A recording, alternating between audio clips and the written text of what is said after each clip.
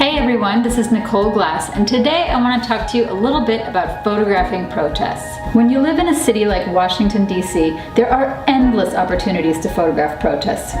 There was even one day where I stumbled upon 3 different protests within a mile of each other. When large-scale protests take place in my city, I make sure to go downtown and photograph the action.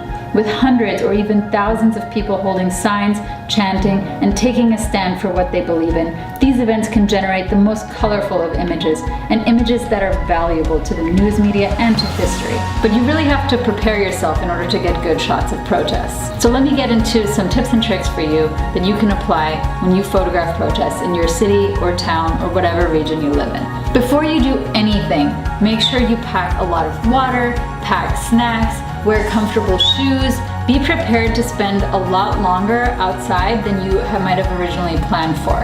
Sometimes public transportation is overcrowded, or you'll end up in the middle of a mob of people and you can't get out for a few hours. You might not be able to find bathrooms, so it's good to prepare yourself in advance. On April 29th, 2017, I photographed the People's Climate March in Washington, D.C., which brought out 200,000 people. Ironically, it was the hottest day in D.C. on that date, tying with the previous record of 91 degrees set in 1974.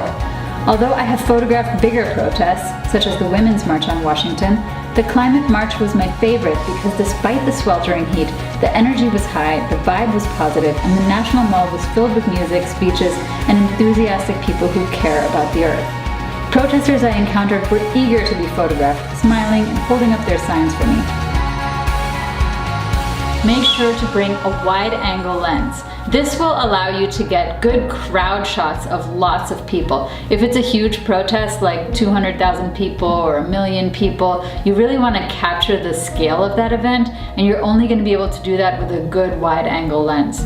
Personally, I like to use the 16 to 35 millimeter Canon f2.8 version 3 zoom lens, but there are also other alternatives. Take a look at the links in my description to find out more about the lenses I use for that. You'll also want to bring a good zoom lens or prime lens.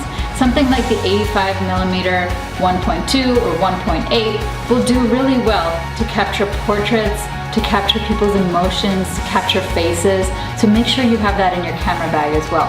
When you're out in a protest, take a look at the people around you. Is someone singing? Is someone chanting? Is someone crying? Photograph that emotion and your images will be a whole lot more powerful.